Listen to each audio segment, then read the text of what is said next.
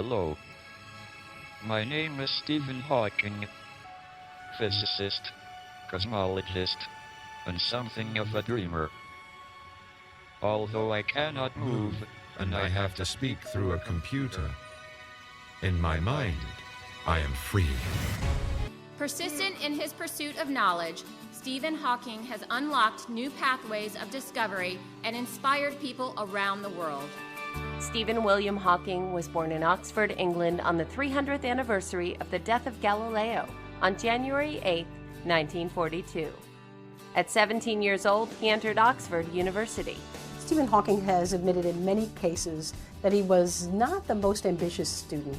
One day he calculated that he spent about maybe an hour a day on schoolwork.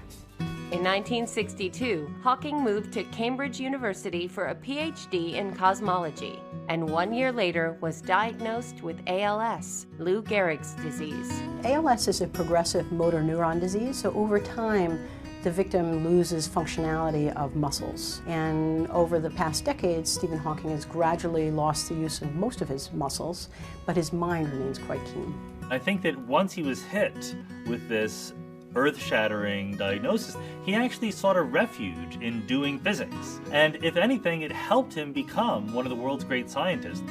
Although his diagnosis only gave him 2.5 years to live, Hawking married in 1965 and stunned the science world in 1974 with his PhD on black holes.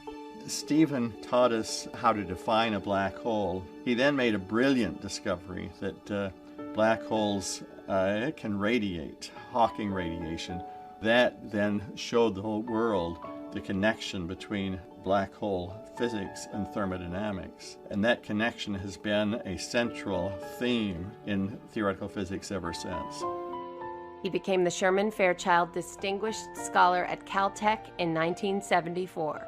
And 5 years later, Hawking was named Cambridge University's Lucasian Professor of Mathematics, an honor bestowed on only 14 people since 1663. Stephen Hawking is a theoretical physicist of a very specific kind. He studies cosmology, particle physics, gravity. That's trying to understand the very basic laws of physics as well as where the universe itself came from. Hawking sees things that other people didn't see, time and again.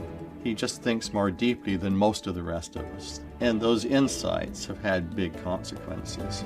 Even though Hawking deteriorated to the point that he needed a computerized speech synthesizer to speak, he wrote A Brief History of Time in 1988, selling more than 10 million copies. Stephen Hawking's book, A Brief History of Time, which was a bestseller for weeks and weeks, was about some of the most profound questions that face humanity. It's really about where we come from and where we're headed, from a physicist's point of view. After expanding upon his work with several more books, Hawking increased his popularity by guest starring in TV shows like The Simpsons, Star Trek: The Next Generation, and The Big Bang Theory. I think Hawking is absolutely the most popular physicist, probably since Einstein. There are plenty of other physicists who are working very deeply at nature's secrets, but Hawking has celebrity status that very few scientists reach. Hawking received the Presidential Medal of Freedom in 2009. Although he retired from teaching that same year, Stephen Hawking continues to be hailed as one of the greatest scientific minds of all time. Stephen Hawking as a scientist has had a tremendous impact on our understanding of the universe and the laws of nature.